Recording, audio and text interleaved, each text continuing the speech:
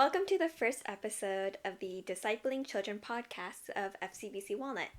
My name is Amy, and I am recently married, no kids, but here I am on a children's podcast. But the real star of the show is our current children's ministry director and my mom, Katy. Yeah, I'm Katy Lee, and I'm happy to be on the show. I'm not sure if I'm the star, but I'll take it. So if you're a part of our church, you've probably seen that there are children everywhere. We've had a baby boom recently, a lot of growing families. But whether you're a parent or not, if you're serving in children's ministry or not, you'll probably find something helpful in this podcast and just knowing how to address the younger generation. So just as an introduction, we can start with the question for you. How did you start serving in children's ministry or with children? Well, interesting thing is that I never really thought about serving in children. When I was in college, some of my friends would help in the nursery, but I never really wanted to. But the children's director at the time, who was overseeing the Sunday school at the church, which, by the way, is FCBC Fountain Valley. It was a church plant at the time in Westminster. And it was a church plant, and they were in need of people. And the person who was overseeing the children's ministry at the time asked me to help out in second grade. In the second grade class, I said, oh yeah, sure, okay, I'll try it out. And I found that I really liked it. And ever since then, I've served in children and different areas of the church, because I've always gone to a small church before coming to FCBC Walnut. And in a small church, you get to do everything.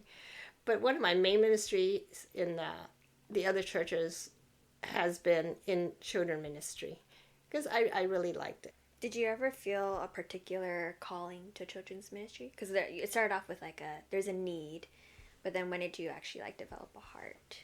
Probably when I had my own kids, to be honest.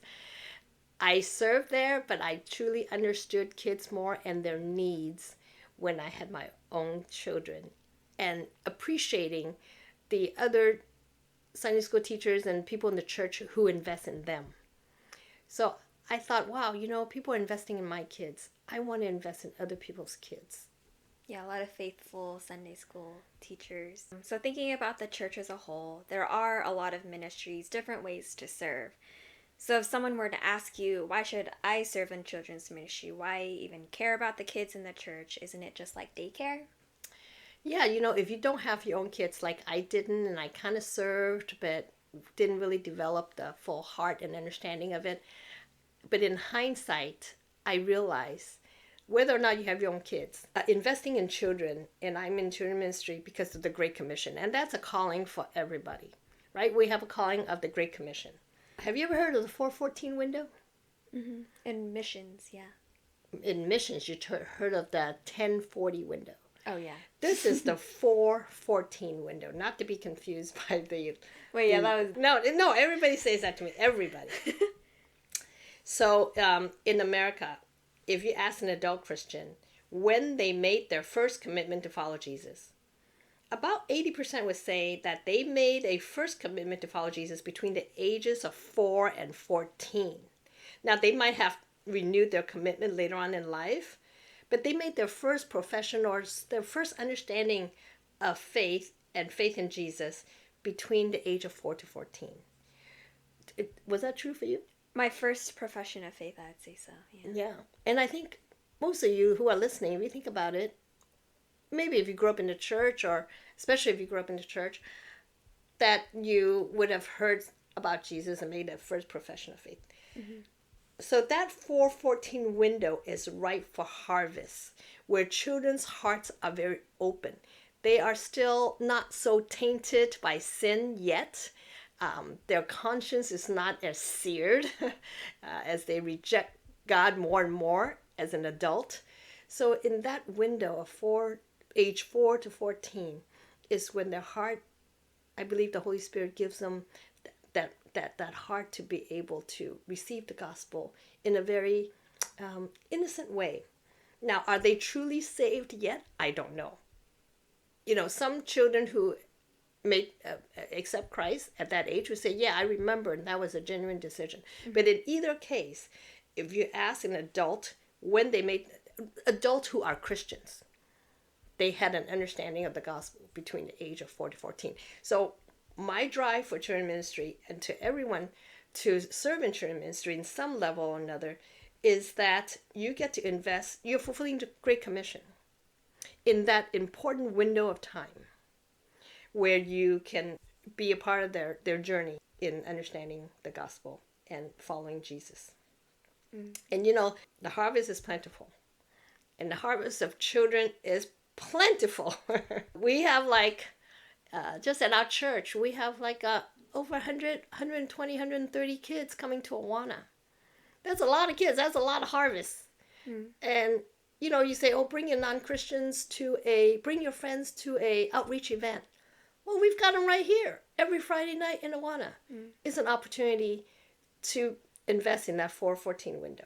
At that age, they're also very impressionable. They absorb a lot. So to train them in the way that they should go, those are critical years. Yeah. I'm getting louder because I get too excited. So calm this podcast down. Because, there are so many voices in the world. They go to school 6-8 hours a day. They are on their computers. They have friends. They have other people speaking into them. There's so many voices that they're being shaped by. Where is the voice of the church? Now, certainly they can read the Bible at home. Certainly parents are the primary disciplers in the home. Now, many of the children in Awana come from non-Christian homes, for example. Or their family or their parents are new believers or barely seekers themselves too. But they're willing to come. So here we have an opportunity to invest in children and be the voice among so many other loud voices in the world. And where the voice of the church should be the loudest one in their life. Well, next to the parents, of course. Not to negate the parents, but, aside from their parents. Takes a village. Yeah. Yeah, I think that you provided a really good reason for people to care about kids. But oftentimes, adults are afraid of kids, and particularly their questions. They're always so curious. They're always asking why. And as an adult, it can be hard to know what to say or how to respond in a way that a child can understand. So what would you say to that kind of a concern? Yeah, I get that because kids ask me questions, or I even have Sunday school teachers tell me, oh, this kid asked me this question. I don't know how to answer. What do I say? So, you don't have to know everything. Of course, obviously, we don't know everything. We don't purport to know everything. And it's okay to admit your limited knowledge. Let's say a child asks you a question you don't know. He says, that's a really good question. I don't know. But also that don't give a wrong answer thinking that it doesn't matter. Don't think that a kid won't know or remember. Oh, yeah, I can just give them a little answer, a little fairy tale answer. Yeah, they're just a kid. Yeah, they're just a kid, and they'll think it's right. Don't do that, because they remember more than you know. They more than you think they will remember. Make sure you do give an answer from the Bible. I don't know. It's not my wisdom, but it's God's wisdom that can answer their question. And don't be afraid to say, I don't know, and make sure you research it, though. Now, here's what happens. You say, well, you know what? I don't know. Let me find out. Let me read the Bible and see what God says about it. And then make sure you get back to them next week or in 2 weeks. Remember you asked me that question?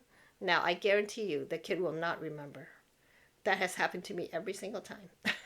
Remember you asked me why, do dogs go to heaven or whatever it is?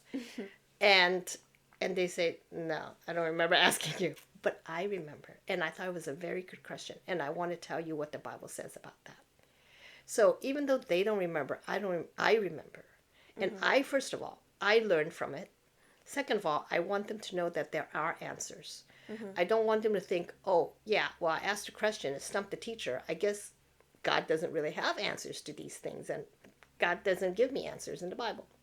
So I want to make sure that they know. And most of the time, I tell you, they don't really care what the answer is, but I care. And it makes a difference. And it makes a difference in the way that you give them a serious answer from the Bible, so that as they grow up, they know when I have questions, I'm not looking in Google, whatever, or asking other people, other outside books. They get the idea, they get the drive to say, I have a question. Oh, I think I can find that answer in the Bible. And that's a win. Yeah, I think it's really valuable when an adult can show humility in saying, I don't know. And it shows that there is always more to learn. And like you said, like the Christian walk is continuing to ask questions and seek answers and seek out God in our questions. And sometimes I give not a wrong answer, but a shallow answer, and I don't feel good about it. So I do a little bit more research. Next week I come back and I say, last week I told you this as the answer. There's more I want to tell you. Or I might apologize and say, I told you this, but actually is not quite right. The Bible actually says this. These are the exact words from the Bible. So sometimes I do give an answer like based on a general Bible knowledge, but not a specific Bible verse. And I like to go back and say, oh, you know what? I told you that last time, and this is where it came from the Bible. Here's the verse. Read that with me. So that's the value of serving in children's ministry week after week. Because people ask me, oh, can I just serve once a week, once a month, or, once in a while when you need me? Yes, you can. But the value of being there every week is that you get to go back every week and fix your mistakes. Because you're not going to do it right the first time. See, if you teach Sunday school and you teach something and you go back and say, oh, I think that was not quite accurate. Well, guess what? Next week you come back and teach again. And you can say, hey, that was wrong. I'm sorry, children. I didn't read the Bible clearly enough. This is the more accurate way in understanding this Bible passage about Jesus. So that's why I like to do it week after week. That's why I encourage people to commit, because that's where you see fruit and in your own life and the lives of children. And you don't have to be the adult that knows everything, and you don't want the kids to see that as like, oh, this is what it means to be a Christian, that the answer to everything, but to seek out God with humility. So don't be afraid of children's questions, and don't let that be a deterrent. Yeah, that can be hard, to be afraid to not be right, but we're not meant to be right all the time. We can't Definitely not. So I guess along with that kind of thought of kids' questions, what is a common question that you get asked from a kid? Well, the most common question, probably I've been asked many, many times, is who created God? I don't know, do adults ask that? Do youth ask that? I feel like I haven't heard that question. Maybe it's in their head. That is probably a question that people do think about, because we have books talking about the eternal nature of God, or the Bible talks about God being eternal. So it must be something that people just don't take for granted. Oh, well, everybody knows that God is eternal, right? But the Bible addresses it very clearly. And if you look at any books about attributes of God, they define that very clearly, that God is eternal. So how would you answer this question to a kid? Well, I don't know if I know the best way to answer, but the way that I would answer it is that I do answer it this way when kids ask me. I said, no one can know everything about God. It's like an ant trying to get to know you as a person. They're so tiny and you're so big. You have a brain, they don't. There's just no way that an ant can know how a person works. Yeah, so we cannot assume that we can know everything about God. But there are some things that we can know about God because of what he reveals to us in the Bible. In God's word, he tells us about himself.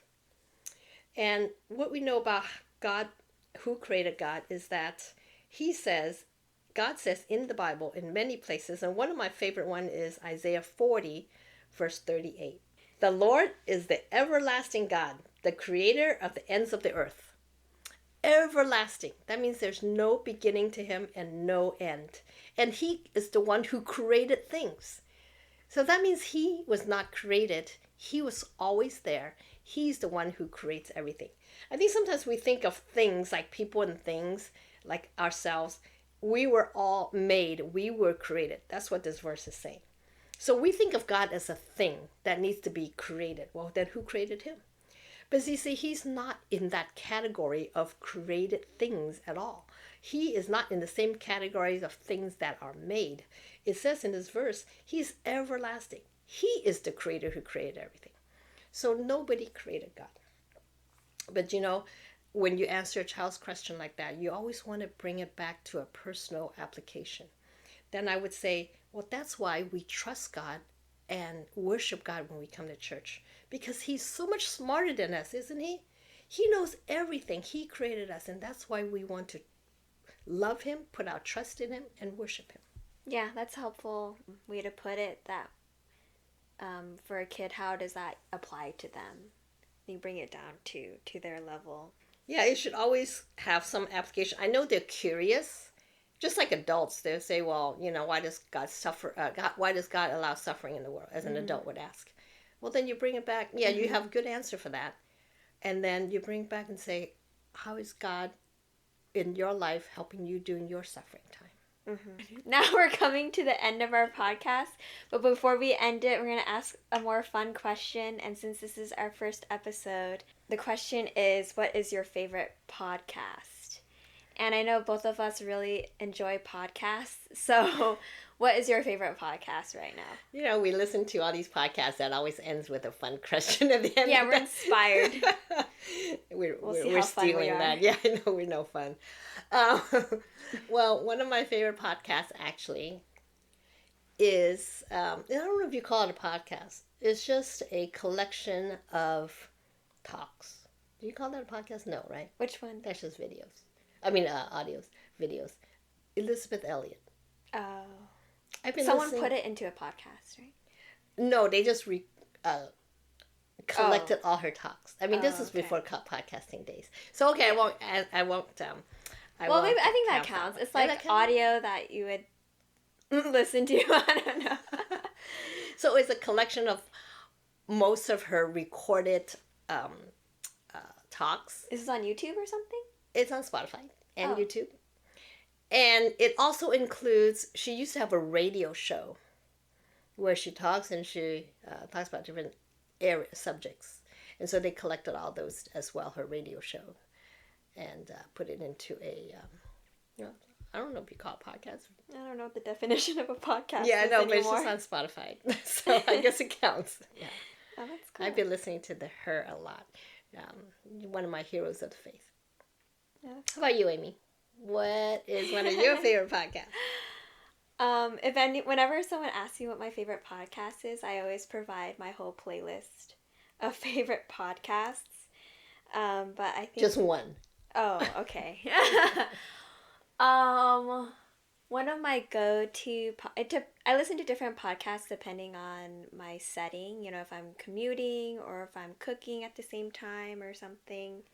But one that I re-listen to over and over is Let's Talk, which is with the Gospel Coalition, I believe. It's Jackie Hill Perry, Melissa Kruger, and Jasmine Holmes.